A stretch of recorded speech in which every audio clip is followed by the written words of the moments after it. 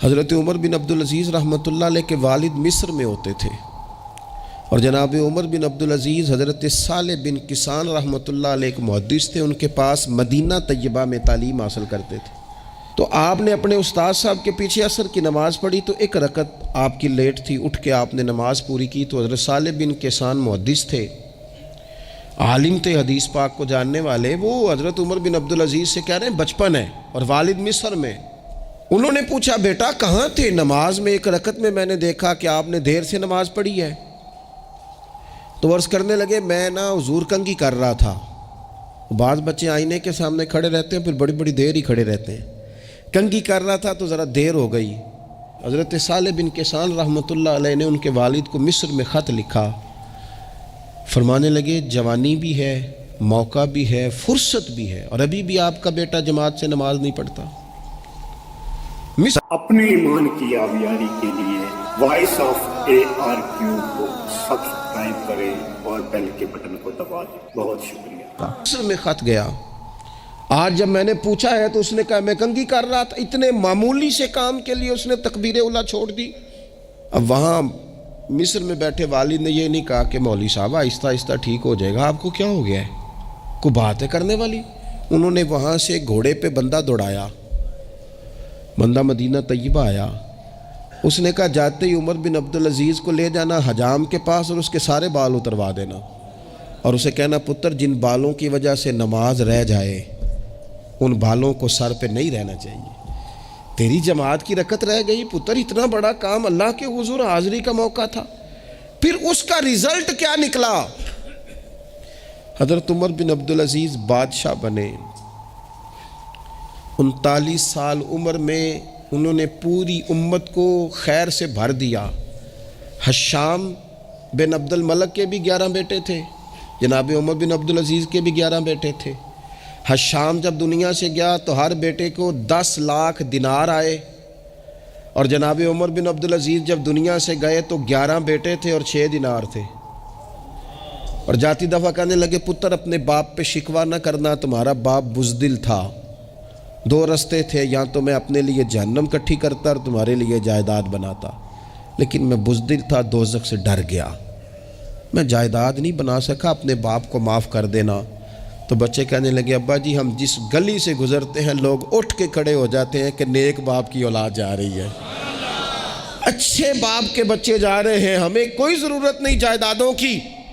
وہ شخص جو یہ بیان کرتا ہے نا کہ 6 دینار چھوڑ گئے تھے، وہ کچھ کفن دفن پہ لگ گئے، کچھ اور کسی کام لگ گئے، 6 دینار کل بچے بچوں کے پاس، 11 بیٹوں کے پاس، لیکن وہ شخص کہتا ہے وہ جو 10 لاکھ دینار حشام بن عبد الملک کے بچوں کو آئے تھے وہ مسجدوں کے سامنے بھیک مانگا کرتے تھے، چونکہ جب بچوں کو بنا اس طرح کا دیا گیا کہ کھانے میں پینے میں موج میں اڑا دیا مال، اور یہ جو 6 دینار 11 بیٹوں کو دے کے گیا، رب نے اتنی برکت دی کہ ایک ایک بیٹا ایک وقت میں 100 گھوڑے مال کے بھرے ہوئے رب کے رستے میں خیرات فرمایا کرتے تھے۔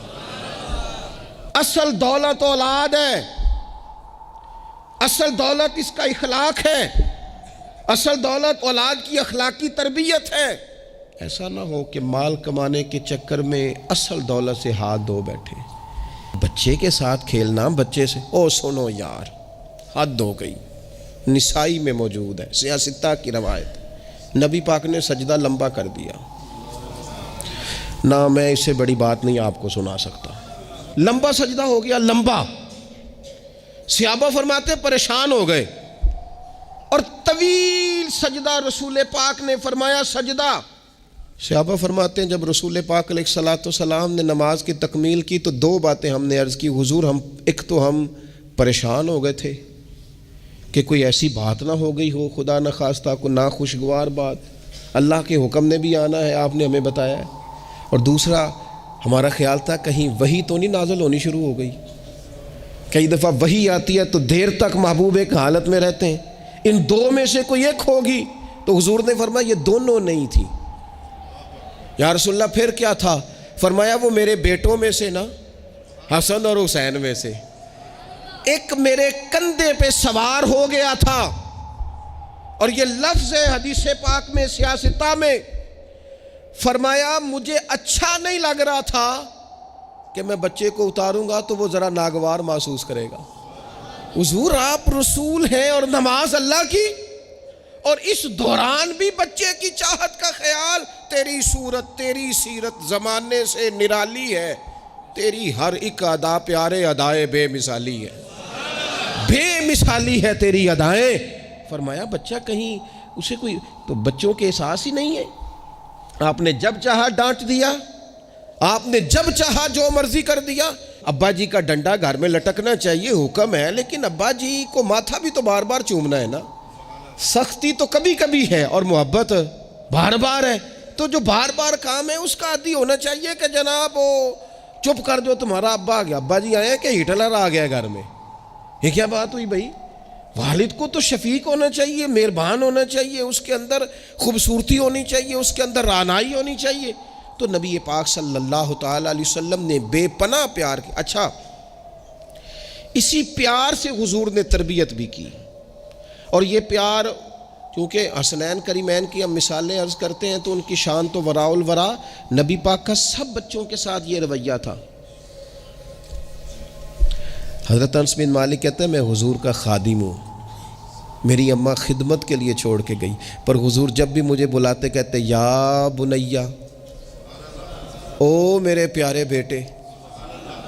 یہ خادم ہے گھر میں بچہ، خدمت گزار، اسے بھی او پیارے بیٹے.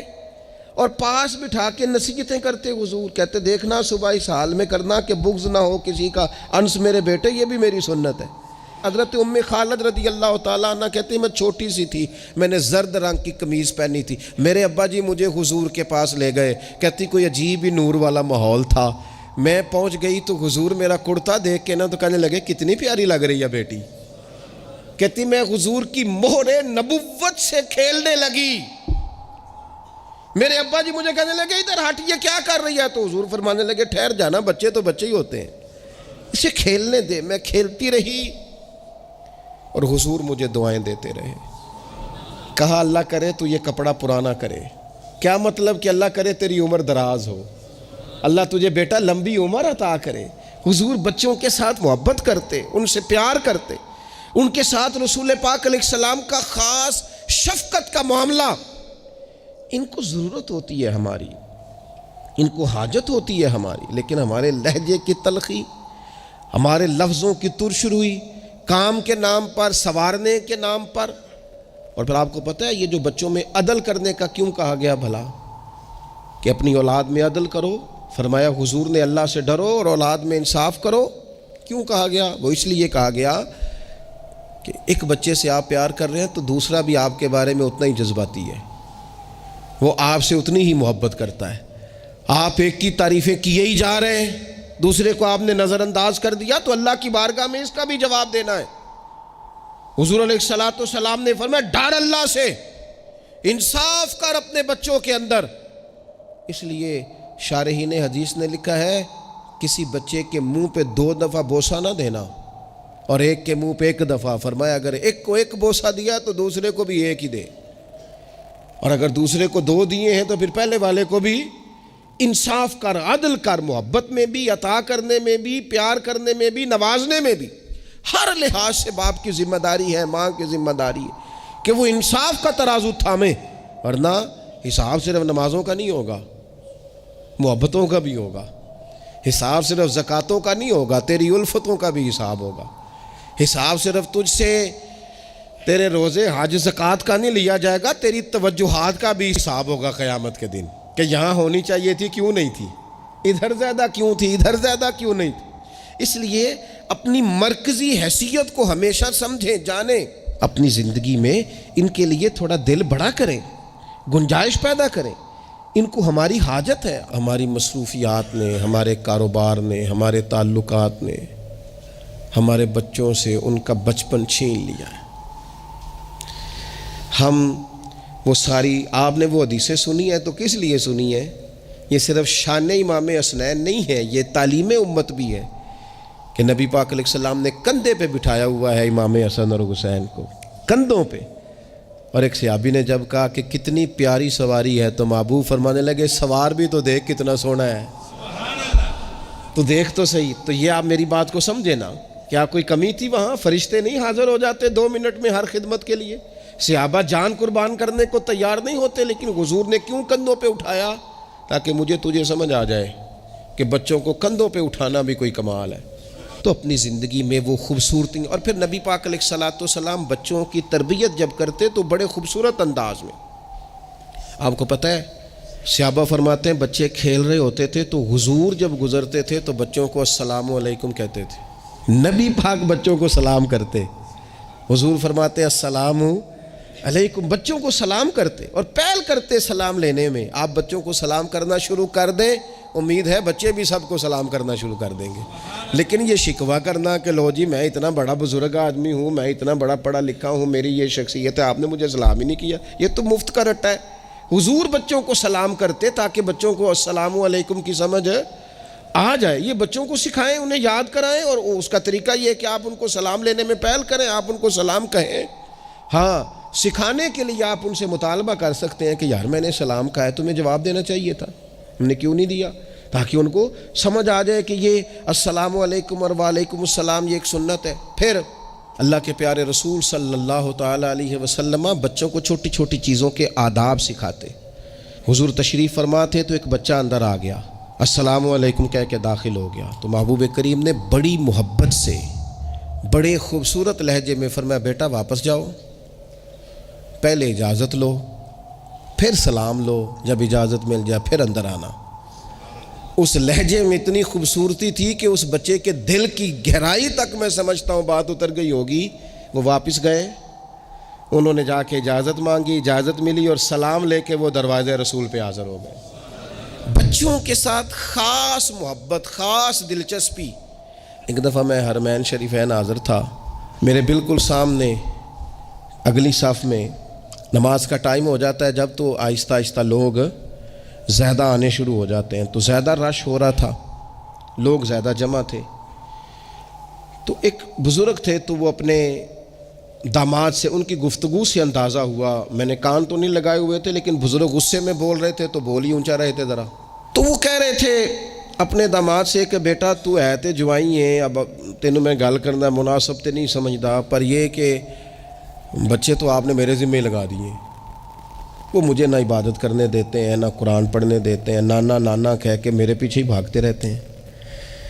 تو میں حاضر ہوں, لیکن تھوڑا سا نا ان کو سمجھائیں اور قائل کریں, یہاں آ کے مجھے ذرا اللہ اللہ کرنے دیں. تو وہ بچہ معذرت خانہ انداز میں اپنے سسر کو, بزرگوں کو تھوڑا سا قائل کرنے کی کوشش کر رہا تھا کہ چلیں اب خیال کریں گے, ہم کہتے تو بڑا ہیں کہ ہمارے ساتھ آئیں, لیکن وہ آپ کے پیچھے جاتے ہیں, کریں کیا؟ تو اب مجھ سے نہ رہا گیا, میں نے ان سے کہا بزرگوں مناسب تو نہیں, لیکن آپ بولے اونچا ہے تو سون صاحب نے لیا ہے, آپ کی ذاتی بات ہے, اگر اجازت دیں تو ایک جملہ کہہ دوں. تو پلٹ کے میری طرف دیکھ کے کہنے لگے مولوی صاحب آکھو. تو میں نے ان سے کہا بڑے خوش نصیب نہیں, اس مسجد میں بیٹھ کر نواسوں کا خیال رکھنا اور ان سے پیار کرنا, یہ تو مدینے والے رسول کا طریقہ ہے. اور این سعادت بزور بازو نیست تان بخشندہ خدائے بخشن. کچھ سعادتیں ایسی ہوتی ہیں جو بازو کی قوت سے نہیں ملتی, تبھی ملتی ہیں جب رب عطا کرتا ہے. تو میں نے کہا یہاں تو نواسوں سے کھیلنا حضور کا طریقہ ہے, بعض چیزوں میں اللہ اثر رکھتا ہے. تھوڑی دیر خاموش رہے, پھر میں نے انہیں آنسو پونچھتے بھی دیکھا. کہنے لگے اللہ تہاڈا بھلا کرے, لو بھائی پتر ہن تسی بھاویں آرام کرو. بعض دفعہ باتیں وہ ناراض بھی ہو سکتے ہیں, تو میں تیار تھا اگر وہ ناراض ہوں گے تو میں معذرت کروں گا, لیکن تھوڑا سا نا ایک بات میں نے ضرور کرنی ہے آپ سے.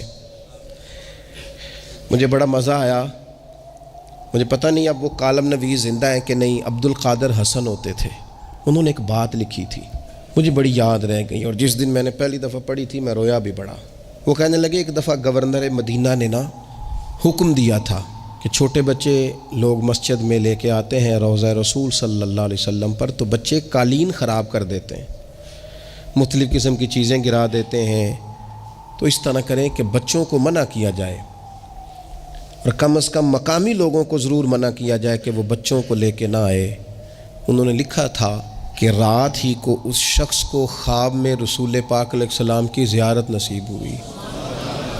اور نبی پاک علیہ الصلوۃ والسلام نے گورنر سے کہا تم نا اپنے قالین اٹھا کے لے جاؤ، پر میری امت کے بچوں کو میرے شہر سے دور کوئی نہ کرے، ان کو آنے دو، یہ اپنے رسول کے پاس آئے، لے جاؤ اپنے قالین اٹھا کر، اگر تمہاری سمجھ میں نہیں آتا، لیکن بچوں کو کوئی آنے سے منع نہ کرے۔ کیا کہا تھا میرے امام نے حضور کے بچپن کے بارے میں؟ کہا تھا اللہ اللہ وہ بچپنے کی پھبن، اس خدا بھاتی صورت پہ لاکھوں سلام، اور پتلی پتلی گلے قدس کی پتیاں ان لبوں کی نزاکت پہ لاکھوں سلام، ان کے مولا کے ان پر کروڑوں درود، ان کی ہر خو و خصلت پہ لاکھوں سلام، ہر ادا پر ہی قربان جائے۔ فرمایا لے جاؤ اٹھا کر کے تم اپنا سامان، لیکن کوئی بھی یہاں سے بچوں کو دور، اگر ان سے ہمارا پیار ہوگا تو یہ ہماری بات بھی سمجھیں گے، لیکن اس محبت میں بھی اعتدال ہو۔ اس محبت کا یہ معنی ہرگز نہیں ہے کہ اس محبت میں وہ کوئی نافرمانی کی بات بھی کریں تو ہم نے قبول کرنی ہے، اور اس محبت میں وہ اگر تعلیم و تربیت سے دور ہو جائیں تو اسے بھی ہم نے قبول کرنا ہے، لیکن ایسا نہ کریں کہ بالکل ماحول اس طرح کا ہو کہ ایک خوفناک منظر پیش کرے۔ ان کی تعلیم تربیت تبھی ہوگی جب ان سے ہماری محبت ہوگی۔ اللہ تعالیٰ مجھے اور آپ کو، ہم سب کو اپنے اپنے بچوں کی صحیح تربیت کی توفیق عطا کرے۔ کھانا کھا رہا تھا، گھر کے اندر بیٹھا تھا، تو میری گھر والی مجھ سے کہنے لگی کہ باہر بچہ بڑا بلک بلک کے رو رہا ہے مدرسے کا۔ میں نے کہا جلدی سے بلاؤ۔ وہ بچہ اندر آیا تو وہ کانپ رہا تھا، اور اس کی حالت اس طرح کی تھی کہ شاید تھوڑی دیر میں گر جائے۔ تو مجھے تو کھانا بھول گیا، میں نے کہا پتر خیر ہے، کیا ہوا کیا ہے؟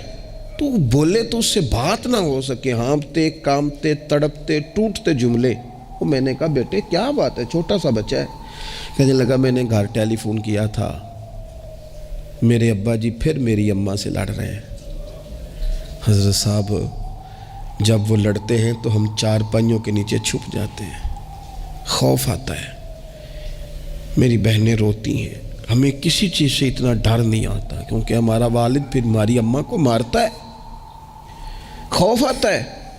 آج گھر میں نا پھر ابا جی اماں کو پیٹ رہے ہیں، میں نے فون کیا تھا تو بہنیں رو رہی ہیں، آپ دعا کر دیں ہمارے گھر میں سکون ہو جائے۔ ہم تو اپنے بچوں کی آنکھوں میں آنسو نہیں دیکھ سکتے، پر یہ کس نے رلایا ہمارے بچوں کو؟ ماں باپ نے مل کے۔ کس نے تباہی کی؟ ان کے خیالات کیوں بکھر گئے؟ اتنا خوف کس چیز نے طاری کیا؟ یہ سکون کس نے چھینا؟ میں نے پھر ان کے والد کو بلایا، گزارش کی، اور مجھے امید ہے کہ وہ میری بات بھی سمجھ گئے ہوں گے۔ میں نے ان کو وہ سارے حالات سے آگاہ کیا کہ آپ کے بچوں کی نفسیات کہاں تک جا رہی ہے، پر میری آپ اس واقعے کے بعد میں سمجھا کہ شاید یہ ایک گھر کا مسئلہ تو نہیں ہوگا، جانے کتنے گھروں میں یوں ہوتا ہوگا، کتنے بچے خوف کی زندگی گزارتے ہوں گے، اللہ جانے اب کیا ہونے لگا ہے۔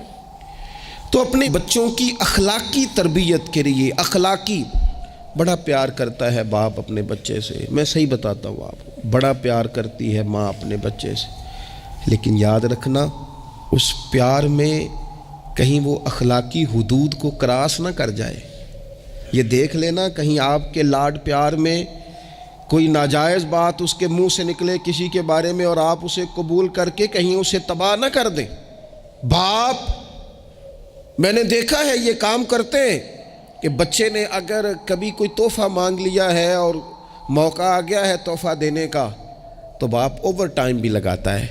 والد کہتا ہے اپنی فیکٹری کے مالک سے کہ میں تھوڑے تھوڑے کٹوا دوں گا، پر مجھے بچوں کے لیے گفٹ خریدنا ہے، ان کے کپڑے بنوانے ہیں، بڑی جان جوکھوں میں ڈالتا ہے، اور وہ کہتا ہے کہ میں اپنے بچوں کو مایوس نہیں دیکھنا چاہتا، میں اعلیٰ سے اعلیٰ چیز بھی لاؤں گا۔ پر آپ کو پتہ ہے اللہ کے پیارے رسول علیہ السلام نے فرمایا کسی باپ کا اپنے بیٹے کے لیے، اپنی بیٹی کے لیے سب سے بہترین تحفہ یہ ہے کہ وہ اپنے بچوں کو اچھا ادب سکھا دے۔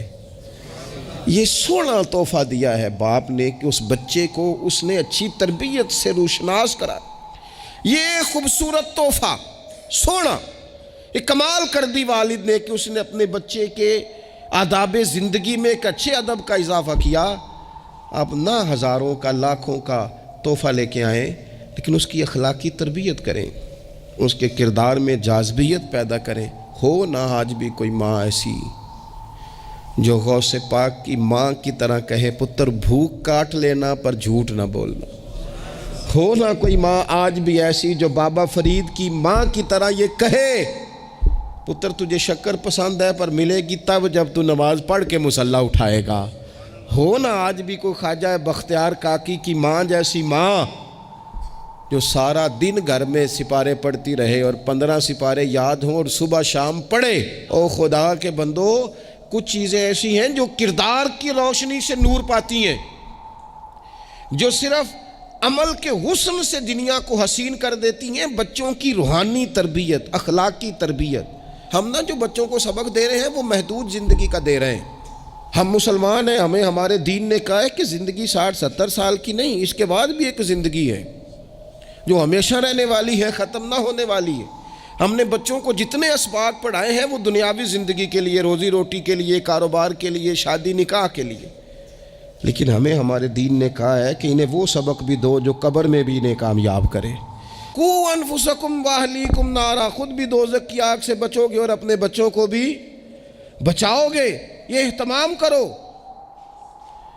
تو وہ خاص خوبصورتی جو ہمارے دین نے کہا ہے کہ ان کی اخروی زندگی میں ان کے کام آئے. دیکھیں نا، نبی پاک صلی اللہ تعالیٰ علیہ وسلم نے 3 چیزیں ہمارے ذمے لگائیں. فرمایا اپنی اولاد کو سکھاؤ. یہ باپ کے ذمے لگائی ہیں حضور نے چیزیں، ماں کے ذمے لگائی ہیں. فرمایا یہ اپنی اولاد کو سکھاؤ. 3 چیزیں. یا رسول اللہ صلی اللہ علیہ وسلم کون کون سی؟ فرمایا ایک تو اپنی اولاد کو اپنے نبی کی محبت سکھاؤ. اس کا مطلب ہے ابا کو نعت پڑھنی چاہیے نا، اس کا مطلب ہے اماں کو نعت آنی چاہیے نا، اس کا مطلب ہے حضور کے قصیدے یاد ہونے چاہیے نا، اس کا مطلب ہے نا کبھی بازو تھام کے باپ کہے نا پتر چل آج فلان جگہ تجھے لے جاؤ، وہاں مدینے والے کی باتیں ہوں گی. اس کا مطلب ہے کہ اسے باپ کو ان سارے رستوں کا تعین تو بیٹے کا بازو تھام کے اسے کتنی جگہوں پہ لے گیا ہے. چل ایک دن یوں بھی کر، تھام اس کا بازو اور اسے حضور کے مدینے بھی لے جا کر، محبوب کے سامنے کھڑا. فرمایا اپنے بچوں کو اپنے نبی کی محبت سکھاؤ. اور فرمایا دوسرے کام یہ کرو کہ اپنے بچوں کو اپنے نبی کی اولاد کی محبت سکھاؤ. سکھائی حضرت عمر نے جناب عبداللہ کو، عبداللہ ابن عمر کو محبت، تو پھر انہوں نے محبت کی. اپنی اولاد کو اپنے نبی کریم کی اولاد کی، اہل بیت کی محبت سکھاؤ. اور تیسرا حضور نے ذمہ لگایا کہ اپنے بچوں کو قرآن پاک کی تلاوت سکھاؤ. یہ ماں باپ سکھائیں، پہلے خود سیکھیں پھر اپنے بچوں کو سکھائیں. انہیں کہ پتر آ بیٹھ میرے پاس بیٹھ کے قرآن شریف پڑھ، میں تجھے پڑھاتا ہوں. تلاوت کلام مجید تو ہر مسلمان کے لیے صحیح تلفظ سے سیکھنا ضروری ہے، تو پہلے سیکھیں پھر سکھائیں. تو ان کی اخلاقی تربیت، روحانی تربیت، 2 انسان کی تربیت کے مزاج ہوتے ہیں. ایک اس کی ظاہری تربیت ہوتی ہے، ایک اس کی باطنی تربیت ہوتی ہے. اس کے ظاہر کا بھی خیال کریں. نبی پاک علیہ السلام کے سامنے ایک بچہ کھانا کھا رہا تھا تو جہاں سے مرضی کھا رہا تھا، تو اللہ کے پیارے رسول صلی اللہ تعالیٰ علیہ وسلم نے فرمایا سیدھے ہاتھ سے کھاؤ اور اپنی سائیڈ سے کھاؤ، اللہ تمہیں برکت عطا کرے گا. بچوں کو اخلاق کا، آداب کا طریقہ بھی بتایا جائے. ہمارے ہاں نا شادی سے واپس آ کر، محفل سے واپس آ کر بچوں کو ڈانٹا جاتا ہے کہ آج تو آپ نے بڑی انسلٹ کرا دی، آپ کو روٹی نہیں کھانی آئی. تو بھئی یہ بچوں کو آپ ڈانٹے نہیں، یہ تو آپ کو چاہیے تھا کہ اس سے پہلے سکھایا جاتا کہ کھانا کیسے ہے، بیٹھنا کیسے ہے، جانا کیسے ہے، کسی سے سلام کلام کیسے کرنا ہے. یہ ڈانٹنے کی بات ہے؟ یا استاد کو چاہیے تھا کہ اپنی کارکردگی پر غور کرتا، بجائے اس کے کہ اپنی کارکردگی کو دہرایا جائے. الٹا آپ اس شخص کو ڈانٹ رہے ہیں جو زیر تربیت ہے. اور پھر بعض اوقات یہ ہوتا ہے کہ بچوں کو اس طرح ڈانٹا جاتا ہے. ہمارے صوفیاء نے لکھا ہے جب بچے پہ غصہ آئے تب اسے سزا نہیں دینی، ایک دن بعد سزا دو یا کچھ گھنٹوں کے بعد، اس لیے کہ غصے میں جو سزائیں دی جاتی ہیں وہ حد سے کراس کر جاتی ہیں. بچوں کو مناسب انداز میں سزا دینا بھی شریعت میں موجود ہے. سب سے زیادہ حضور پیار کرتے ہیں امت سے، لیکن نبی پاک صلی اللہ تعالی علیہ وسلم نے فرمایا 7 سال کے بچے کو نماز کا کہو اور 10 سال کا نہ پڑھے تو سزا دو. اسے مناسب حد تک تنبیہ کرو، سزا دے کے بھی پڑھاؤ. چونکہ عمر ایسی ہوتی ہے آپ کو فصل کو پانی بھی دینا پڑتا ہے اور جڑی بوٹی کو کاٹنا بھی پڑتا ہے. اب کو بندہ کہ نہیں میں بڑے مہربان طبیعت کا مالک ہوں جی، میں جڑی بوٹی کیسے کاٹوں؟ تو بھئی جڑی بوٹی کو کاٹنا بھی فصل سے پیار ہی ہے، اس پر بھی توجہ ہونا چاہیے. ایک مناسب مقدار میں آپ کسی چیز کو بھی رکھیں، افراط اور تفریط سے پاک. بچے کو مناسب حد تک آپ تنبیہ کریں، اس کی ظاہری باطنی تربیت پر توجہ دیں. ایسا نہ ہو کہ بینک پیسوں سے بھر جائے اور ہماری اولاد ہاتھوں سے نکل جائے. ایسا نہ ہو کہ ہم نے یاروں کو ٹائم دے دے کے تو بڑی دور نکل گئے ہم، لیکن ہمارے بچے کے ذہن میں چند سوالات تھے، ہم انہیں مطمئن نہیں کر سکے. ہم نے نوکروں کے ذمہ ڈال دیا، فلانے کے ذمہ ڈال دیا، چچا کے ذمہ ڈال دیا، وقت نہیں دیا، ٹائم نہیں دیا. کائنات میں سب سے مصروف زندگی رسول کریم کی ہے، پر حضور تو انہیں کندھوں پر بھی بٹھایا کرتے تھے، نماز میں بھی بچے ساتھ آ جاتے تھے اپنی. اور پھر بچوں کو احساس دلائیں کہ سب انسان برابر ہیں، انہیں تقوی کا درس دیں. آپ نے ناراض نہیں ہونا، امیروں کے بچوں کو یہ سبق دیا جاتا ہے کہ تہاڈا سٹیٹس نہیں ہو تسی فلانے نال کھیڈن ڈیس ہو. حضرت عمر کے زمانے میں ایک گورنر کے بیٹے نے ایک غریب کے بیٹے کو مارا تھا، تو حضرت عمر نے گورنر صاحب کو معزول کر کے اونٹ چرانے پہ لگا دیا. لوگوں نے کہا ابے کا کیا قصور ہے؟ فرمانے لگے اس کا بھی تو قصور ہے نا، اسی نے تو اسے بتایا کہ تو گورنر کا پتر ہے. اگر وہ بتاتا کہ بیٹا قانون سب کے لیے ایک جیسا ہے تو یہ کام نہ ہوتا. چھوڑ دو، کمی اور چودھری کی تقسیم، تمہاری اولادیں بچ جائیں گی. چھوڑ دو امیر اور غریب کا فرق، بچے متقی اور پرہیزگار ہو جائیں گے. چھوڑ دو یہ سٹیٹس کا دھندا، تمہاری اولاد کے دل سے کبر اور تکبر نکل جائے گا. محبوب نے یہ فرق مٹا کے ہمیں بتایا ہے کہ اخلاق حسن ہے، کردار معیار ہے. تمہارے اندر اگر تقوی کی دولت آتی ہے تو یہ اصل اعزاز ہے. خوش قسمت ہے وہ باپ جس کو کوئی آ کے کہے کہ تیرے بیٹے کو نماز پڑھتے دیکھا ہے. میں نے ایک جگہ ایک تراویح پڑھی تو میرے ساتھ ایک صاحب تراویح پڑھ رہے تھے، وہ روتے جا رہے ہیں. تو میں یہ سمجھا کہ شاید ان کو قرآن مجید کی سمجھ آ رہی ہے، چلے تھوڑا بہت میں بھی طالب علم ہوں قرآن پاک کا. تو میں نے کہا ایسی آیات تو نہیں ہے اتنا رونے والی، لیکن بہت ہی رو رہے ہیں. تو 2 رکعتوں کے بعد میں نے ان سے کہا کہ اب تو آپ کی کیفیت وہاں چلی گئی ہے کہ نماز میں اتنی آواز نکلنی نہیں چاہیے، کیا مسئلہ ہے؟ تو کہنے لگے حضرت صاحب میرا پتر پہ تراویح پڑھانا ہے. تو یہ دیکھیں نا، یہ بہت بڑی خوبصورتی ہے. لیکن یاد رکھیں اس کا حافظ قاری عالم ہونا بھی بڑی بات ہے، لیکن شرط یہ ہے کہ وہ اخلاقی طور پر اگر ایک اچھا انسان بن جائے تو پھر بھی بڑی بات ہے. اگر آپ کو یہ کوئی آ کے بتائے کہ میں جا رہا تھا چکی پہ گندم لے کر پسوانے کے لیے، لیکن تیرے بیٹے نے تو جلدی سے موٹر سائیکل روکا ہے، اس نے کہا چچا جان مجھے دینا، میں چھوڑ کے آتا ہوں. اور میں جا رہا تھا ڈاکٹر کی طرف دوا لینے، لیکن اس نے کہا کہ آپ ادھر میرے ساتھ آئے نا، میں جاتا ہوں آپ کو لے کر کے. یہ بہت بڑا اعزاز ہے. بچوں کو اخلاقاً مضبوط کر دینا، ان کے کردار کے اندر وہ خوبصورتی لے آنا. میں بڑے درد سے آپ سے عرض کروں، ہم اپنی اولاد کی تکلیف نہیں دے سکتے، دیکھی نہیں جاتی. کیسے دیکھیں گے؟ تو مجھے بتاؤ، کیا خدا نہ خواستہ اللہ تعالیٰ سب کو محفوظ کرے، قیامت میں اگر اولاد کو عذاب ہوگا تو دیکھا جا سکے گا؟ اور اگر نہیں دیکھ سکتے تو پھر خدا را کبھی بھی انہیں رزق حرام نہ کھلانا. تھوڑی روٹی لیکن حلال، تھوڑا مال مگر جائز، سادہ سواری مگر جائز پیسوں. میرے نبی پاک صلی اللہ علیہ وسلم نے فرمایا جو گوشت حرام سے پلے گا وہ جنت میں نہیں جائے گا. اپنے بچوں کے لیے رزق حلال کا بندوبست کریں. جس طرح ڈھونڈ کے لاتے ہو نا بچوں کے لیے اچھا گوشت، ڈھونڈ کے لاتے ہو نا بچوں کے لیے وہ غذا جس میں ملاوٹ نہ ہو، ڈھونڈ کے لاتے ہو نا بچوں کے لیے وہ والا کھانا جو غیر معیاری نہ ہو، معیاری ہو، ڈھونڈ کے لاتے ہو نا خالص چیزیں اپنے بچوں کے لیے، اسی طرح ان کے لیے طیب اور طاہر رزق بھی لے کے آؤ تاکہ ان کے اندر روحانیت پیدا ہو، تاکہ تقوی کی روشنی دوڑے. امام حسن رضی اللہ تعالیٰ عنہ مسجد نبوی شریف میں تشریف لائے تو صدقے کی کھجوروں کا ڈھیر لگا ہوا تھا. ایک کھجور بچپنا تھا، اٹھا کے منہ میں رکھ لی اللہ کے رسول صلی اللہ علیہ وسلم نے انگلی ڈال کے نکال دی. فرمایا پتر میری اولاد کے لیے صدقہ جائز نہیں ہے. انگلی ڈال کے حضور نے نکال دی. ہمیں یہ سبق دیا کہ تمہاری اولادوں کے قریب صرف وہ رزق جانا چاہیے جنہیں رب رسول نے ان کے لیے جائز رکھا ہے. اگر گلے میں انگلی ڈال کر بھی تمہیں وہ لقمے نکالنے پڑے تو نکال دینا. یہ طریقہ تمہارے لیے تمہارے نبی نے رکھا ہے. ان کے قریب حرام نہ جانے دینا, ورنہ ہم ڈھونڈتے پھریں گے دوستو, ہم ڈھونڈتے پھریں گے, چیزیں کہیں کی کہیں پہنچ جائیں گی. خدا را ان کا قصور کیا ہے نونہالوں کا؟ یہ تو ہماری گود میں پلتے ہیں, کیوں ہم انہیں وہ والا مال لا کے دیتے ہیں جو ان کے لیے جائز نہیں؟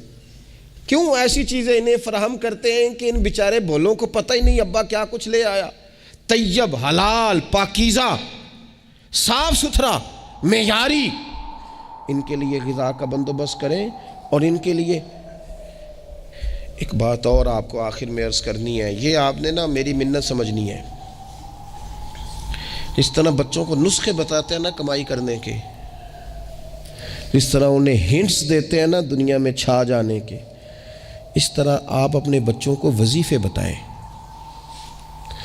انہیں اذکار کی فضیلت والد صاحب بتائیں. کیوں؟ کہ یہ میرے نبی پاک کا طریقہ ہے صلی اللہ تعالی.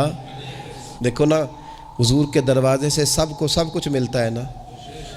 اور صحابہ کہتے ہیں جو چیز نہیں سنی نا کبھی وہ لفظ نہیں ہے, یہ لا نہیں ہے, یہ سنا ہی نہیں کبھی. لیکن نبی پاک صلی اللہ تعالیٰ علیہ وآلہ وسلم نا سحری کے وقت سیدہ فاطمہ آرام فرماتی سحری کے وقت, تو حضور نے ہماری تعلیم کے لیے, ہمیں سمجھانے کے لیے بیٹی کو پاؤں سے پکڑ کر اٹھایا, فرمایا فاطمہ اٹھو, یہ تو رب سے رزق مانگنے کا وقت ہے. اٹھو, طلوع فجر سے طلوع صادق تک اللہ تعالیٰ رزق تقسیم کرتا ہے. اٹھو, مصلے کو آباد کرو. شاید یہی وہ سبق تھا کہ امام حسن کہتے ہیں پھر میں نے اپنی ماں کو ساری رات ہی مصلے پہ دیکھا, سارا دن ہی دعائیں مانگتے دیکھا. او دیکھو میرے دوستو, حضور کے دروازے سے سب کو سب کچھ ملتا ہے, پر جب سیدہ فاطمہ نے کہا تھا نا یا رسول اللہ غلام مل جائے, تو کریم رسول نے بیٹی کو وظیفہ دیا. چلو حضور کی سنت سمجھ کے ابا جی ایک وظیفہ بتائیں نا اپنی بیٹیوں کو, بتائیں گے انشاءاللہ. چلو ایک وظیفہ بتائیں نا بیٹوں اور بیٹیوں کو, اور کہیں کہ یہ میں بھی پڑھتا ہوں, بڑی برکت والا ہے پتر تو بھی پڑھا کر. یہ وظیفہ بتائیں گود میں بٹھا کے. میں نے کہا ہم ہنٹس دیتے ہیں مال کمانے کے, یہ بھی تو دو نا. تو نبی پاک علیہ السلام نے کہا پتر غلام تو میں مدینے کے غریبوں پر تقسیم کروں گا, لیکن تجھے ایک وظیفہ دیتا ہوں, 33 بار سبحان اللہ پڑھا کر, 33 بار الحمدللہ پڑھا کر, 34 بار اللہ اکبر پڑھا کر. جب بھی یہ وظیفہ ختم ہوگا رب غلام آزاد کرنے کا ثواب عطا فرمائے گا. اس تسبیح کا نام ہی تسبیح فاطمہ ہے, اور شان یہ ہے کہ فرمایا اگر کسی کے گناہ سمندر کی جھاگ کے برابر بھی ہوں تو ہر نماز کے بعد یہ پڑھے, اللہ سارے گناہ معاف فرما دے گا.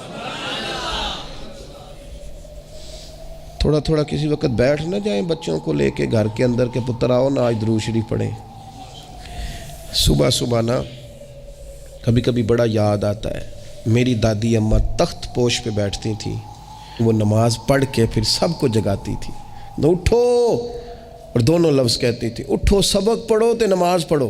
نماز اور سبق اس سے مراد ہے نماز پڑھ لو اور پھر قرآن پاک. یہ 2-4 دن کریں نا ہم سارے اپنے گھر میں, کہ آؤ بھی بچوں سارے پہلے نماز پڑھیں پھر سارے قرآن شریف کھولیں. تھوڑی دیر یہ کھولو نا, امید ہے رب کے فرشتے رحمتوں کا نزول فرمائیں گے. تو بچوں کی روحانی, اخلاقی, عملی, دینی تربیت پر ہم نے توجہ دینی ہے. اللہ تعالی ہمیں اس کی توفیق عطا کرے. اولاد اللہ تعالی کی بہت بڑی نعمت ہے. انسان جب صاحب اولاد ہوتا ہے تو خدا کی خاص رحمت اس کے شامل حال ہوتی ہے, لیکن اس کے ساتھ ساتھ انسان کے لیے یہ بہت بڑی آزمائش بھی ہے. اولاد کے ساتھ ڈھیر سارے مسائل بھی وابستہ ہوتے ہیں. ان کے لیے ان کے والد اور ان کی والدہ کے ذمے جو حقوق اللہ رسول نے صلی اللہ تعالیٰ علیہ وسلم عائد فرمائے ہیں ان کا خیال رکھنا بھی بڑا ہی ضروری ہے. ہمارے ہاں یہ ہوتا ہے کہ ماں باپ یقیناً اولاد کے لیے اچھا ہی سوچتے ہیں، لیکن چونکہ ہماری سوچیں ہمیشہ دنیا داری کے گرد گھومتی ہیں، اور ہمارے زمانے میں کامیابی کا معیار ہی لوگوں نے اقتدار کو، مال کو، جاہ و حشمت کو بنا لیا ہے، تو پھر اپنی اولاد کے لیے بھی لوگ اسی کے حصول کو سب سے بڑا سرمایہ سمجھتے ہیں، اور ہمیشہ بچوں کی یہی تربیت کرتے ہیں کہ انہیں مال کیسے جمع کرنا ہے، انہیں کس طرح سے معاشرے کے اندر حصول اقتدار کے لیے یا بڑے مناصب کے لیے کوشش کرنی ہے۔ نتیجہ یہ نکلتا ہے کہ ایک عجیب سی مادہ پرستی ماحول میں پیدا ہو جاتی ہے۔ اسلام تربیت اولاد کے حوالے سے ہماری جو رہنمائی کرتا ہے تو وہ ساری باتیں اس میں شامل ہیں۔ بچوں کو آپ رزق حلال کمانے کی تلقین 100% کریں گے، انہیں اس فن سے ضرور آگاہ کریں کہ وہ کبھی کسی کے دست نگر نہ رہیں، کہیں انہیں ہاتھ نہ پھیلانا پڑے، لیکن ان کی روحانی، اخلاقی، مذہبی تربیت یہ بھی اللہ تعالیٰ نے ماں باپ کے ذمے لگائی۔ یا ایھا الذین آمنوا قوا انفسکم واہلیکم نارا، اے ایمان والو خود بھی دوزخ سے بچو اور اپنے گھر والوں کو بھی دوزخ کی آگ سے بچاؤ۔ ایسے اسباب اپنے بچوں کو سکھاؤ کہ کہیں وہ جہنم کے راستے پر نہ پڑ جائیں، ان ساری راہوں کا انہیں تعین کر کے دو جو جنت کی طرف جاتی ہیں۔ ان کی جو اخلاقی زندگی ہے، ان کے کردار و عمل کا جو حسن ہے، اس کے لیے تم اپنے بچوں کی تربیت کرو۔ ہمارے ہاں اگر پہلی بات تو یہ ہے کہ ہم بچوں کو بار بار اسی بات کی طرف گامزن کرتے ہیں اور مثالیں بھی دیتے ہیں، تو اس طرح کی دیتے ہیں کہ فلانے کا بیٹا دیکھو کتنے پیسے کما رہا ہے، فلاں کا بیٹا دیکھو کتنے بڑے عہدے پر فائز ہو گیا ہے، اور فلاں کا بچہ دیکھو کتنا شہرت پا گیا ہے۔ تو پہلے تو مثالیں ہی دنیا داری کی، اور اگر دین کے لیے ہم قائل کرنا بھی چاہتے ہیں تو کچھ مثالیں سنا کر، کچھ باتیں بتا کر، کچھ تقریر سنا کر۔ تو یاد رکھیے گا تقریریں گھر سے باہر چلتی ہیں، گھر کے اندر عمل چلتا ہے۔ بچوں کی دینی اور روحانی تربیت کرنے کے لیے سب سے پہلے ماں باپ کو دینی اور روحانی زندگی گزارنی پڑے گی۔ بچے جس طرح باپ کو وقت پر ڈیوٹی پہ جاتا ہوا دیکھتے ہیں، انہیں اپنے باپ کو وقت پر اٹھ کے نماز پڑھتا بھی دیکھنا پڑے گا۔ اگر اس کا کاروبار کم ہو جائے، کہیں نقصان ہو جائے، تو جس طرح وہ اسے پریشان اور بے حال دیکھتے ہیں، کاش ایسا ہو نا کہ کبھی باپ کی آنکھوں میں آنسو آئیں اور بچے پوچھیں کہ ابا جی کو کیا ہے، تو اماں کہے پتر تمہارے باپ کو حضور کا مدینہ یاد آتا ہے۔ یہ چیزیں روحانی زندگی جب ہم گزاریں گے تو بڑی جلدی ہمارے بچوں کے اندر یہ چیزیں پیدا ہوں گی۔ لیکن یہ تو نہیں نہ ہو سکتا کہ آپ فصل گندم کی بوئیں اور کاٹنا چاول چاہیں، یہ ممکن نہیں ہے۔ ہم چاہیں کہ ہم گھر میں کوئی دینی کام نہیں کریں گے، لیکن پتر تیرے اوپر پابندی ہے، تو نے سارے دینی، روحانی، اسلامی سارے تو نے کام کرنے ہیں۔ میرے پاس لوگ بچے داخل کرانے آتے ہیں تو ایک جملہ وہ اکثر بولتے ہیں، وہ کہتے ہیں جی میں بچہ داخل کرانا چاہتا ہوں تاکہ میری بخشش کا ذریعہ بن جائے۔ تو میں کہتا ہوں یہ بات آپ کی ٹھیک ہے، حدیث پاک میں الفاظ موجود ہیں کہ اللہ تعالیٰ والدین کو اعزاز دے گا، لیکن آپ ماشاءاللہ باشعور ہیں۔ اگر آپ کو اس بات کا شعور ہے نا کہ بچے کی وجہ سے حافظ قاری علامہ صاحب کی وجہ سے میری بخشش ہو جائے گی، تو اور بھی تو کئی چیزیں بخشش والی ہیں، آپ عمل کیوں نہیں کرتے؟ ان پر آپ توجہ کیوں نہیں دیتے؟ اس طرف بھی تو آپ غور فرمائیں۔ آپ کسی اور کے ذریعے سے جو بخشش چاہتے ہیں تو کوئی ایسا کام کرے نا کہ ہم رب سے دعا کریں تو اللہ ہماری وجہ سے کسی اور پر بھی فضل فرما دے۔ لیکن ہم اپنے آپ کو تبدیل نہیں کرنا چاہتے، اپنے اندر تبدیلی نہیں لانا چاہتے۔ ہم کوئی سویرے اٹھ کے کچھ مصلی کو، عبادت کو، اللہ کو ٹائم نہیں دینا چاہتے۔ ہم گھر میں سچ نہیں بولنا چاہتے۔ کیا ہمارے بچوں کو خبر نہیں ہے کہ ہم موبائل پہ کیا دیکھتے ہیں؟ کیا بچوں سے یہ بات چھپی ہوئی ہے کہ گھر کے اندر جو مال آتا ہے وہ کس طرح کا ہے؟ کہ ہمارے بچے نہیں دیکھتے کہ ہمارے باپ کا رویہ ہماری ماں کے ساتھ کس طرح کا ہے؟ کیا وہ چیزیں بنظر غائب غور سے ملاحظہ نہیں کرتے کہ ہماری اماں کا رویہ اپنے میکے کے حق میں کیا ہوتا ہے اور باپ کے والدین کے حق میں کیا ہوتا ہے؟ وہ ساری چیزیں جو ہمارے گھر میں ہو رہی ہوتی ہیں وہ بغیر ہمارے بتائے بچے اسے سبق لے رہے ہوتے ہیں، اس رستے کے وہ مسافر ہوتے ہیں جس رستے پر میرے گھر والے چل رہے ہوتے ہیں۔ تو اپنے بچوں کی اخلاقی تربیت کے لیے سب سے پہلے تو گرمیوں میں دوپہر کو سارے لوگ ہی گاؤں میں سویا کرتے تھے، تو ایک بچہ، ایک نوجوان موٹر سائیکل پہ نا اس نے بڑا سخت ہارن لگایا ہوتا تھا، تو وہ لاڈلا بچہ تھا، اپنے ماں باپ کا اکلوتی اولاد تھی، تو وہ گلی سے گزرتا تو میری والدہ بڑی ناراض ہوتی، کئی دفعہ برا بھلا بھی کہتی کہ اس کو شرم ہی نہیں آتی، یہ سوتوں کو جگا دیتا ہے، اتنا سخت ہارن لگا دیا ہے۔ پھر کچھ عرصے کے بعد اس نے وہ ہارن اکھیڑ دیا، اسی گلی سے گزرتا لیکن چپکے سے۔ تو بچہ شرارتیں کرنے والا شرارت چھوڑ جائے تو پھر بھی سوال کھڑا ہوتا ہے کہ کیوں چھوڑ گیا ہے؟ تو اماں جی کہنے لگی انہوں پوچھتے صحیح کی ہویا سو۔ میں نے اس سے ایک دن کہا کہ خیر ہے، تو مجھے کہنے لگا بھائی جان میرے گھر میں بیٹی پیدا ہوئی ہے۔ تو میری والدہ نے مینوں تھبکی دے کے کہ پتر ہے ہارن لا چھڑ تیاں دے پیو انج دے کام نہیں کردے۔ میں اب صاحب اولاد ہوں، تو اگر میرا کردار اس طرح کا ہوگا تو پھر لہجہ کیا ہوگا؟ میں نے چھوڑ دیے سارے کام، چونکہ میرے گھر میں بیٹی آ گئی ہے اور میری ماں نے مجھے کہا ہے کہ بیٹیوں کے باپ کا یہ لہجہ نہیں ہوتا، ان کے انداز بڑے شستہ بڑے صاف ہوتے ہیں، چونکہ گھر میں بیٹی نے آنکھ کھولنی ہے، اس نے وہ رنگ دیکھنا ہے۔ میں ایک دوسری بات بھی آپ کو عرض کرتا ہوں، میں اللہ تعالیٰ نے قرآن مجید میں 2 مقامات پر اس بات کا تذکرہ کیا ہے، اور جو آیہ کریمہ میں نے تلاوت کی یہ سورہ تغابن کی آیت ہے۔ اللہ کریم نے ارشاد فرمایا قرآن حکیم میں کہ انما اموالکم و اولادکم فتنہ، فرمایا بے شک تمہارے مال اور تمہاری اولاد یہ آزمائش ہے، یہ فتنہ ہے۔ واللہ عندہ اجر عظیم، اور اللہ کے پاس بہت بڑا اجر ہے۔ یہ تمہاری مال اور تمہاری اولاد یہ تمہارے لیے آزمائش ہے۔ کس کس معنی میں آزمائش ہے؟ ایک تو اس معنی میں آزمائش ہے کہ کہیں ان کے پیچھے لگ کے تم اللہ کو اور اس کے پیارے رسول صلی اللہ علیہ وسلم کو بھول نہ جاؤ، اور کہیں مال و اولاد کے چکر میں تم اپنی دینی اور اخلاقی ذمہ داریوں سے پیچھے نہ ہٹ جاؤ، اور کہیں مال اور اولاد کی محبت تمہیں اس طرح کا نہ بنا دے کہ تم مال میں جائز ناجائز کو بھول جاؤ اور اپنی اولاد کو دیکھتے رہو اور کسی کی اولاد کا حق بھول جاؤ، کہیں دوسروں کا حق چھین چھین کے اپنے بچوں کے پاس نہ لاتے رہو۔ یہ آزمائش ہے مال اور اولاد۔ اور ایک معنی یہ ہے کہ انما اموالکم و اولادکم فتنہ، اس معنی میں کہ ان کی محبت بندے پر غالب ہوتی ہے، تو کہیں اس محبت کے غلبے کی وجہ سے ان دونوں چیزوں کے اصل جو مقصود ہے ان سے نہ غافل ہو جانا۔ کہیں ایسا نہ ہو کہ تم مال کماتے رہو اور کماتے کماتے تم اللہ کی راہ میں خرچ کرنا ہی بھول جاؤ،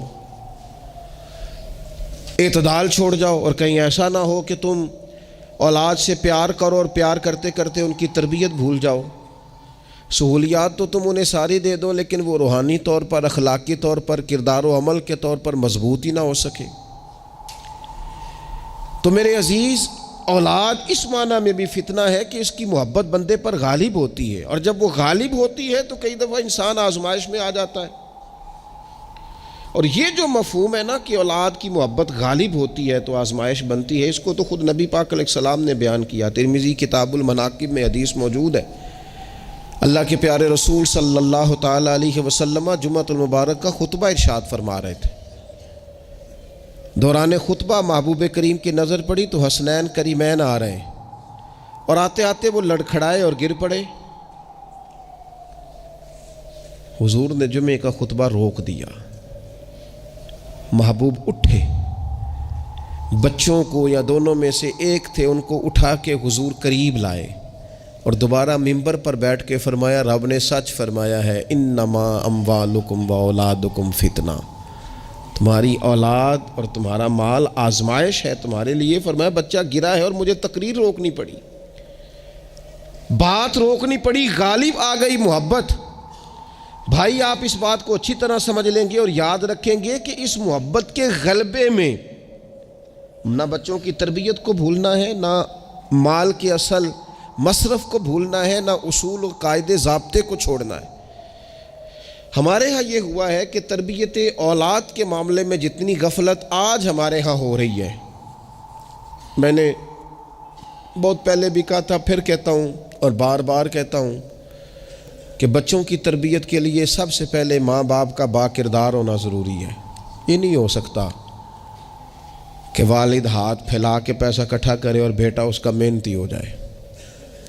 یہ نہیں ہو سکتا کہ والد اپنی زندگی تقوی اور طہارت سے دور بسر کرے اور بیٹا بڑا متقی پرہیزگار اسے دیکھ کے ہو جائے۔ اللہ کی توفیق سے ہو جائے تو ہو جائے، لیکن اگر والد چاہتا ہے میری وجہ سے وہ خیر حاصل کرے تو پھر خود با کردار بنے، وہ پہلے خود سچ بولے، پہلے خود تقوی کا رستہ اختیار کرے، پہلے خود پرہیزگار بنے۔ اس لیے کہ باقیوں کے ہاں ہو سکتا ہے ہماری تقریریں اثر کریں، لیکن بچوں کے ہاں ہمارا کردار جذب ہوتا ہے تو ہمارے عمل سے فیض پاتے ہیں۔ تو پہلی بات تو یہ کہ ان سے رویہ اس طرح کا رکھا جائے کہ وہ ہمارے کردار سے سبق، اور دوسری بات یہ کہ اپنی اولاد سے پیار کیا جائے۔ ہمارے ہاں جناب بے پناہ ڈانٹ ڈپٹ ہوتی ہے بعض جگہوں پہ بچوں کو، خاص شفقت بچوں کے ساتھ آپ کا رویہ میٹھا ہو، ڈانٹنا کبھی کبھار ہے اور پیار ہر روز ہے۔ نبی اکرم صلی اللہ تعالیٰ علیہ وآلہ وسلم بچوں سے اس طرح محبت کرتے تھے کہ حسنین کریمین کو، یہ ذرا بات پر غور کرنا، حضور اپنے نواسوں کو چوما بھی کرتے تھے اور سونگا بھی کرتے تھے۔ یہ بڑی خاص بات ہے، اس پر توجہ کریں۔ اور حضور سونگ کر پتہ کیا فرمایا کرتے تھے؟ فرمایا یہ میرے بچے میرے لیے پھول ہیں جنت کا۔ حضور ان کو سونگتے۔ آپ کسی خاص شے کو سونگتے ہیں، کوئی خاص ہی معطر چیز ہو تو سونگتے۔ حضور نے یہ جو ایک خاص انداز اپنی اولاد کے لیے کیا اور ہمیں حضور نے ہمارے لیے نمونہ چھوڑا، یہ سمجھنے کی بات کہ ان کے ساتھ اتنی دلچسپیاں کہ جس طرح ایک خوبصورت پھول کو سونگا جاتا ہے اس طرح انہیں سونگا جائے، بچوں سے پیار کیا جائے۔ کچھ مطلب والد صاحب کہتے ہیں او جی میری نہ پھر پتر تو انہیں پتہ ہے نا میری پھر طبیعت کوڑی ہے۔ اچھا جی کیوں کڑوی ہے؟ آپ مرچیں کھاتے ہیں؟ کیوں کڑوی ہے بھیا آپ کی طبیعت؟ وجہ کیا ہے؟ آپ کی طبیعت کسی مالدار کے سامنے تو کڑوی نہیں ہوتی، آپ کی جو فیکٹری کا آفیسر ہے اس کے سامنے، مالک کے سامنے تو آپ کبھی کڑوے نہیں ہوئے۔ یہاں کل آ جائے کوئی امیر آدمی، کوئی سیاست دان تو آپ بڑے میٹھے ہوتے ہیں، ہار لے کے کھڑے ہوتے ہیں۔ وہ 6 گھنٹے بھی لیٹ ہو تو آپ کے چہرے پر بل نہیں آتا۔ اور بچوں کو ہر بات میں ڈانٹ ڈپٹ کرنا، ہر وقت انہیں پریشان کرنا۔ اپنی اولاد کو کبھی کسی کے سامنے نہ سمجھائیں، کبھی بھی۔ ان کو جب سمجھانا ہو تو انہیں تنہائی میں سمجھائیں۔ تنہائی میں نصیحت کرنا میرے رسول پاک کا طریقہ ہے۔ میری گزارش ہے کہ ایک بیٹے کو دوسرے بچوں کے سامنے بھی نہ سمجھائیں، ان کی عزت نفس کا خیال کریں۔ کبھی بھی اپنے بچوں کو دوسروں کے بچوں کی مثالیں نہ دیں، فلانے کا بچہ ادھر چلا گیا۔ بھئی آپ کیوں کمپیریزن کرتے ہیں کسی کے ساتھ؟ اگر ان کو کبھی مثال دینی پڑے تو یہاں حضرت اسامہ بن زید کی دینا، اگر کبھی مثال دینی پڑے تو حضرت معوذ اور معاذ کی دینا، اگر کبھی مثال دینی پڑے ان کو تو حضرت عبداللہ بن زبیر کی دینا، اور جب زیادہ کلیجے ٹھنڈے کرنے ہوئے تو پھر امام حسن اور حسین کی مثال دینا۔ لیکن یہ کیا بات ہوئی فلانے کا بچہ دولت مند ہو گیا تو پیچھے رہ گیا؟ کیا بات کرتے ہیں آپ؟ آپ کے بچے کی عزت نفس ہے، وہ وقار رکھتا ہے، وہ سوچ رکھتا ہے۔ اور میرے نبی پاک نے فرمایا اپنی اولاد کی عزت کرو۔ کس کی؟ ہاں، اپنے بچوں کو اکرام دو۔ ہر وقت ایک بزرگ کے پاس لوگ اپنا بچہ دم کرانے آئے تو ماؤں کی ایک طریقہ ہوتا ہے بات کرنے کا۔ اس نے آ کے کہنا شروع کر دیا، پہلے سارے ٹھیک تھے، سمجھدار بھی تھے، بات میں مانتے تھے، یہ ضدی بھی ہے، نکما بھی ہے، نکھٹو بھی ہے، لڑتا بھی ہے۔ تو بزرگ کہنے لگے میں دم کر دیتا ہوں، لیکن میری بہن اس بوڑھی عورت کو فرمانے لگے یا اس کے باپ کو کہ بھائی آپ یہ جتنی باتیں آپ نے کی ہیں نا، کیا ہی اچھا ہوتا آپ اس کے سامنے نہ کرتے، یہ لفظ آپ یوں ادا نہ کرتے، آپ تو اسے پکا کر رہے ہیں کہ تو ضدی ہے۔ آپ تو کنفرم کر رہے ہیں کہ تو لڑاکا ہے، آپ کنفرم کر رہے ہیں کہ یہ نافرمان ہے، کیوں آپ نے اس کے سامنے یہ باتیں کی؟ یہ آپ کو اگر کرنی تھی، کوئی دعا چاہتے تھے آپ اس کے لیے، تو آپ تنہائی میں مجھ سے بات کرتے۔ آپ اسے پکا کرا رہے ہیں کہ جس طرح کا میں کہہ رہا ہوں، تو یہ بچے کا ذہن بن جاتا ہے، جو اسے بار بار کہا جاتا ہے نا، اس کا ذہن بن جو کہتا ہے میں ہوں ہی اس طرح کا، مزاج اس طرح کا۔ اسے کبھی پکا نہ کریں، اسے تسلی دیں، اسے تشفی دیں، اس کی ڈھارس بندھائیں، اس سے پیار کریں، اس کے ساتھ محبت کریں، اسے آپ اس طرح کا رویہ دیں کہ بچہ آپ پر اعتماد کرے۔ آپ کو پتہ ہے یہ جو بہت سارے بچوں کے ساتھ خدا نہ خواستہ کوئی اپنا بیگانہ کسی قسم کی کوئی زیادتی کرنے لگ جاتا ہے، وہ گھر کیوں نہیں بتاتے؟ وہ کسی جبر کا شکار ہوں یا کسی بلیک میلنگ کا شکار ہوں، وہ اپنے گھر میں کیوں ڈسکس نہیں کرتے؟ گھر والوں نے پریشر اتنا زیادہ ڈالا ہوا ہے۔ ان رویوں سے باہر آئیں آپ، اور زندگی کو اس خوبصورتی کے مطابق آپ کا بچہ آپ پر اعتماد کرے، وہ آپ سے کہہ سکے، وہ آپ کو اپنا دکھ بتا سکے، اس کو پتہ ہو کہ ہر معاملے میں میری غلطی نہیں نکالی جائے گی، اسے پتہ ہو کہ میں جب کوئی بات کروں گا تو میری سنی جائے گی، گھر کے اندر میری رائے کو اہمیت دی جائے گی۔ یہ ہمیں احساس کمزوری سکھاتے ہیں بعض اوقات بچوں کو۔ اس سے باہر آئیں۔ او نہ تسی نہ اچھے کپڑے پایا جے، کوئی کیا کہنے دو جس نے جو کہنا ہے۔ آپ شروع سے بچوں کو اس طرح کا بنا رہے ہیں کہ وہ لوگوں کو دیکھ کے بیچارے زندگی گزاریں گے۔ کیوں اس احساس محرومی کا ہم اپنی اولادوں کو شکار کرتے ہیں؟ وہ باپ کے ساتھ وقت گزاریں۔ میں جی مصروف بڑا ہوں، تو زیادہ مصروف ہے یا رسول پاک زیادہ مصروف ہے؟ حضور کی تو نواسی ضد کرتی ہیں، سب سے بڑی نواسی صحیح بخاری میں موجود ہے، حضرت زینب کی بیٹی، نبی پاک نماز کے لیے جا رہے، کہتے میں نے بھی جانا ہے۔ حضور نماز کے لیے آتے تو بچی کو اٹھا کے ساتھ لے آتے۔ صحابہ فرماتے ہیں نبی پاک قیام میں ہے تو بچی یہاں ہے، حضور رکوع سجدے میں جاتے تو بچی کو قریب کھڑا کر لیتے۔ اور پھر پیار بیٹیوں سے تو حضور نے کیا ہی، شہزادیاں چاروں جب آتی حضور اٹھ کے کھڑے ہوتے۔ سیدہ پاک کے بارے میں فرمایا، سب سے چھوٹی بیٹی کے بارے میں، کہ فاطمہ تو میرے جگر کا ٹکڑا ہے۔ لیکن یہاں بات ختم نہیں ہوئی، نواسوں اور نواسیوں سے پیار۔ میں نمازی ہوں جی، بچے کو لے جاؤ۔ میرے رسول پاک پر بچے پیشاب کر دیتے، حضور پانی بہا دیتے۔ فرمایا پھر کیا ہو گیا ہے؟ میں نے بہت بڑی بات کر دی ہے اگر آپ کی سمجھ میں آئے تو۔ اور اللہ تعالیٰ شعور دے سکتا ہے۔ حضور کسی جانور پر سوار ہوتے تھے تو جانور پیشاب نہیں کرتا تھا جب تک حضور سوار رہتے تھے۔ رب چاہتا تو بچہ کبھی پیشاب نہ کرتا۔ یہ اتنا بڑا کام اس لیے ہوا کہ تیری اور میری سمجھ میں بات آ جائے۔ میں قبلہ حضرت صاحب ہوتا ہوں، میں حاجی صاحب ہوں، میں نمازی صاحب ہوں، میں فلاں صاحب ہوں، لہذا بچوں کو لے جاؤ، میں نے نماز۔ وہ تو زیادہ پاک صاف ہے؟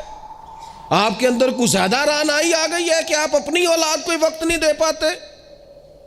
رسول پاک علیہ السلام کا لہجہ اور انداز، قربان جائیں، یعنی بچوں کو نا مزہ آئے۔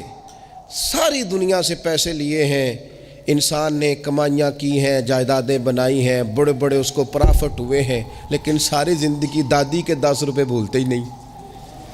وہ جو دادا سے لڑ کے لیے جاتے تھے 5 روپے، وہ بھولتے ہی نہیں۔ وہ ابا جی سے کبھی پیسے چاہیے ہوتے تھے تو ابا جی سے نہیں ڈائریکٹ کہتے تھے، دادی اماں سے کہتے تھے، دادی آج 100 ہی لینا ہے۔ تو دادی کے پاس بیٹھے ہوتے تو ابا جی کو بلا کے دادی اماں کہتی روپیہ 500 دینا مینوں چاہیے۔ تو ابا جی کہتے اماں جی کی کرنے نے، تینوں وضاحت دینا ضروری ہے، تو دے نا 500۔ تو ابا جی کہتے مینوں سمجھ لگتی پئی جو اتنے ہو رہا ہے نا۔ اب وہ ذائقہ ساری زندگی بھولا، اس کی لطافت نہیں گئی، اس کا حسن نہیں گیا۔ وہ 100 روپیہ نہیں تھا، وہ کروڑوں روپے تھے۔ اس لیے کہ جس چاشنی سے وہ ملے نا، جس درد سے، وہ اماں سے پیسے لیتے وقت تو یوں لگتا ہے کہ بندہ دنیا کے سب سے بڑے خزانے کے سامنے کھڑا ہے۔ اس لطف کو دوبالا کرے زندگی میں۔ یہ ہمارا کلچر نہیں، یہ ہمارا حسن ہے، یہ ہماری تہذیب ہے۔ نبی پاک علیہ الصلوۃ والسلام کی نواسی جناب امامہ بنت زینب رضی اللہ تعالی عنہما، ایک ہار آیا حضور کے پاس تحفے میں، تو حضور نے فرمایا میں نے اس کو دینا جو مجھے سب سے زیادہ پیارا ہے۔ ازواج مطہرات کہتے ہیں دوڑ لگ گئی تھی، حفصہ کو ملے گا، میمونہ کو ملے گا، ام حبیبہ کو ملے گا۔ سیدہ عائشہ صدیقہ کہتی ہیں میرے دل میں بڑی بات تھی کہ اگر کسی اور کو مل گیا نا تو میں تو سمجھتی ہوں کریم سب سے زیادہ محبت ہی مجھ سے کرتے ہیں۔ کہتے ہیں یہ بات چل رہی تھی، اور وہ جو تھوڑی دیر کے لیے وہ انتظار تھا کہ کس کو ملے گا، تو وہ انتظار بڑا حسین، بڑا خوبصورت تھا، اس میں بڑی رعنائی تھی، لیکن قربان جائیں نبی کریم نے فرمایا میں تو اپنی بڑی نواسی جناب زینب کی بیٹی امامہ کو دوں گا، اور حضور نے وہ ہار لا کے انہیں اپنے دستے مبارک سے پہنایا، فرمایا کتنا پیارا لگ رہا ہے میری بیٹی کو۔ تھوڑا سا نا اپنے رویے میں وسعت، بچوں کو ہماری حاجت ہے اور ہمیں دولت کی حاجت ہے، ہمیں پیسوں کی حاجت ہے۔ ہمارا گاہک آ جائے تو بچے کو تھپڑ مارنے سے باز نہیں آتے۔ 2 4 5 منٹ کی مصروفیت ہے کسی بندے کی تو وہ کیا کہے گا کہ لو جی بچہ آ گیا ہے،